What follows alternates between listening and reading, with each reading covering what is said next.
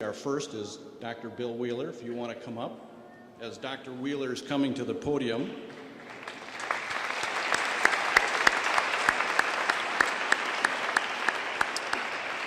it might be helpful to know that Dr. Wheeler, his relationship with PHS and Susan go way back to the early days of PHS. And Dr. Wheeler is not just a good referral source for us. He certainly is that. He's been an educator in the past. He's been a consultant. But I think most of all, he's just been a very trusted colleague and a friend of Susan and PHS. For those that don't know Dr. Wheeler, he has over 30 years of practice in pediatrics and pediatric pulmonology and pediatric critical care. Actually, his special interests in apnea and SIDS and infant pulmonology and home care ventilator-dependent children actually is a perfect fit for us at PHS. He's been a champion for home care and for PHS. We're glad to have you, Dr. Wheeler.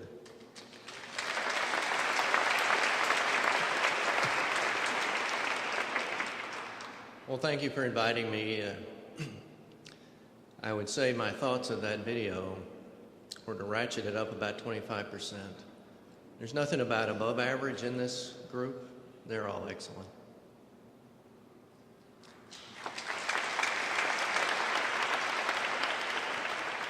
Dr. Roy Maynard, medical director and one of my colleagues, asked me to come and say a few words about Susan and about PHS. It's my honor to do that at this really auspicious occasion.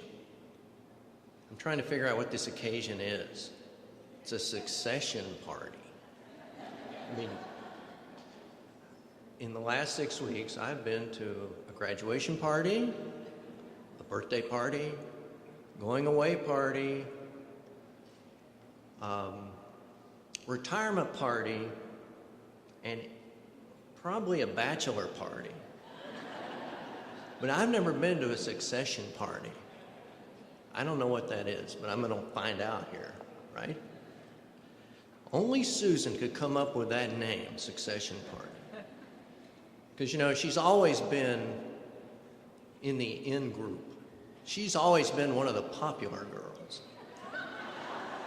So what's going to happen now is this is going to be a trend. And everybody's going to have a succession party. And Kerchak and Maynard are going to have these things, and I'm going to have to go. I just can't wait. Susan, I'd like to share some names with you. Ashley, Jeff, Tyler, Melissa, Michael, Ashley, Danny, Tony, Latasha, James. Those were the first 10 children sent home with technology dependency in Minnesota. And Susan Wingert made it happen.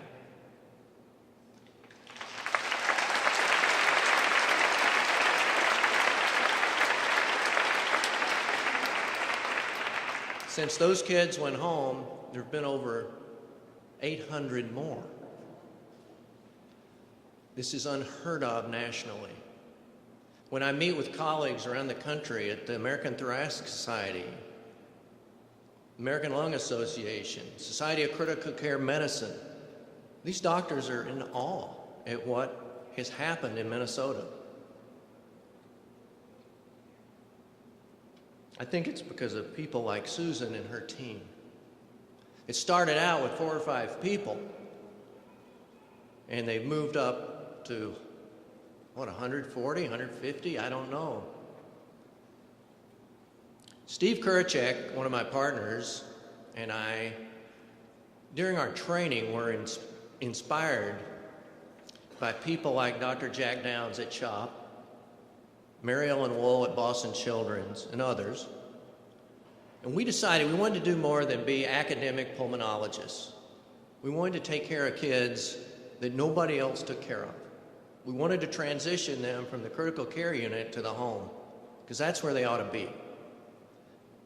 And it's people like Susan and Lorraine O'Malley, and Bonnie Giacomini, and her whole team that helped us to do this.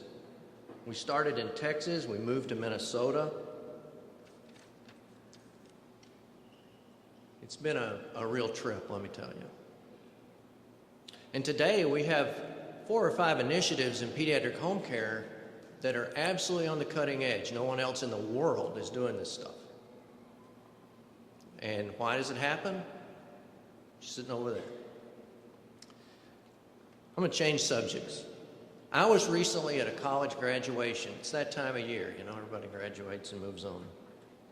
I was listening to the pomposity of the academia wax on about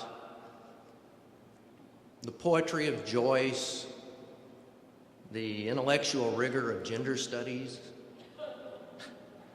things that were really hard for me to understand. I understand a trach and a ventilator, but I don't understand Joyce so hot.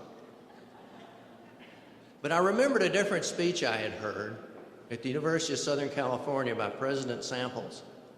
This was in 2010 at a graduation.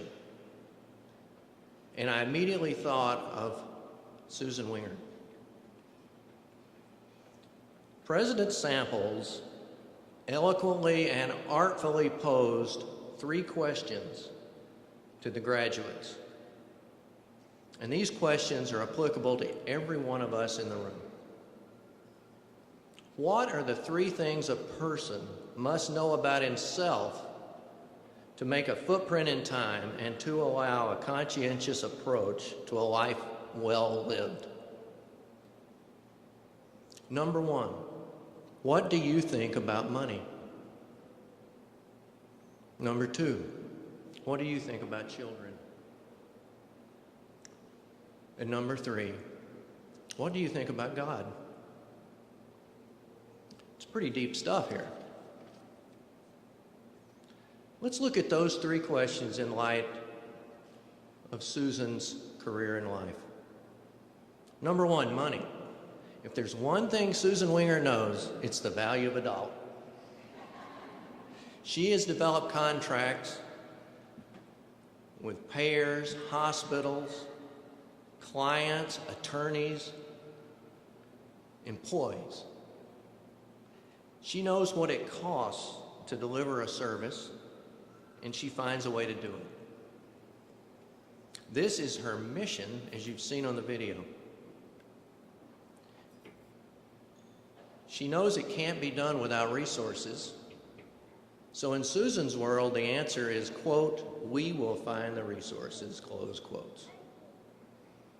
That said, she has never, to my knowledge, turned down a case or a family because of the inability to pay.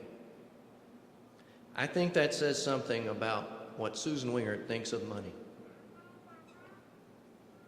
Children. What is the value of children? Especially handicapped children to our society. What value does the spontaneity and honesty of those children give us as human beings? Why do we even have pediatric home care? Why do we need it? Why have a skip camp? Why have apnea monitors for high-risk babies so they can be at home? Why offer home IV treatments when we can do it in the hospital easily? Why pay lobbyists to represent the needs of children at the legislature? And then what about our own children, Mark and Laura? Susan's record on these questions is pretty evident by her actions. Go to the PHS website. You will graphically see what Susan thinks of children, our greatest resource. The third question, God. Now we're talking. This may be uncomfortable for some, not so much for others. Is there a God? What is his nature? What do I think about God? What does God ask of us? You can read the Beatitudes or the Psalms to get some answers. But no matter what you personally believe about God, All you have to do is look at Susan's life to get a sense of what God asks of us. I call these the Susan principles. Number 1, to respect our fellow man. Number 2, to love with little regard for our personal reward. Number 3, to live with integrity and in truth. Number 4, to seek social justice for those less fortunate than ourselves. And number 5, to seek holiness in our daily lives. You know, Susan didn't go to Harvard, and she didn't go to Amherst, and she didn't go to the University of Southern California. But she figured out the answer to those 3 questions early on. And that's enabled her to live what we call a life of consequence. For some reason, I don't think Susan is done. She's just taking her set of answers to a new playground. She's going to be the queen of the play gym, just like she's been the queen bee of the group. And she will let everyone into the playground, at least into the sandbox. So I want to close with a quote from President Samples, which embodies the career of Susan. And if you should be so fortunate as to find answers for yourself to these 3 questions, you will almost certainly gain a better understanding of the meaning of life, of your place in the universe, and of how you might live in a productive peace and harmony with your fellow human beings. And that, after all, is what living well is all about. Thank you, Susan, on behalf of a grateful community, 800 Jeff, Ashleys, and Tylers, all their families, and for 24 years of faithful and loving service.